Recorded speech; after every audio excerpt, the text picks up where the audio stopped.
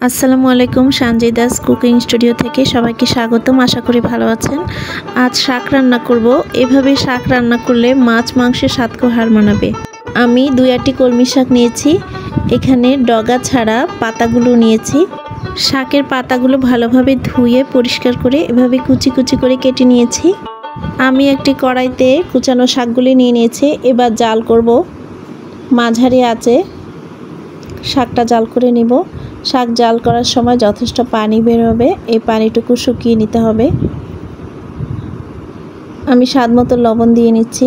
লবণটা একটু বুঝে দিতে হবে, কারণ শাকের পরিমাণ আস্তে আস্তে কমে যাবে, তাই লবণটা বুঝে দিতে হবে। এখানে কড়াইতে তেল নিয়ে নিলাম।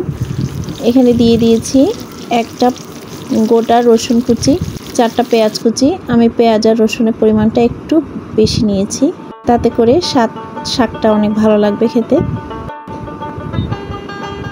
রসুন আর পেঁয়াজটা ভেজে নেব।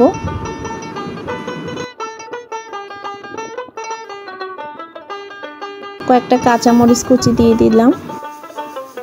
হালকা ব্রাউন কালার হয়ে আসলে শাকটা দিয়ে দেব। এখানে সেদ্ধ করা শাকটা দিয়ে দিয়েছি। যেহেতু শাকের পানি শুকিয়ে নিয়েছি আর শাকটাও সেদ্ধ হয়েছে, তাই এখানে বেশি একটা জাল করার প্রয়োজন নেই, জাস্ট মিশিয়ে নেব।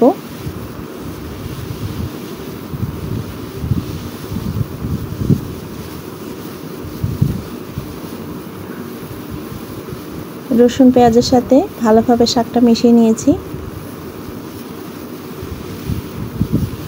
একটু ভাজা ভাজা হলে নামিয়ে নেব। এই শাকটা এত মজা খেতে, আপনারা একবার ট্রাই করে দেখুন। আশা করি আপনাদের ভালো লাগবে। দেখুন শাকটা কেমন অল্প হয়ে গেছে, রঙটা একদম চেঞ্জ হয়নি, সবুজ রয়ে গেছে। শাক তো আমরা সবাই রান্না করতে পারি, কিন্তু আমার এই নিয়ম ফলো করে রান্না করে দেখুন। আশা করি এর স্বাদ মুখে লেগে থাকবে। এভাবে শাক রান্না করে গরম ভাতের সাথে এনজয় করতে পারেন এই গরমের দুপুরে। আশা করি বেশ ভালো লাগবে।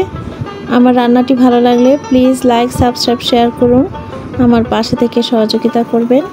সবাই ভালো থাকবেন। আল্লাহ হাফেজ।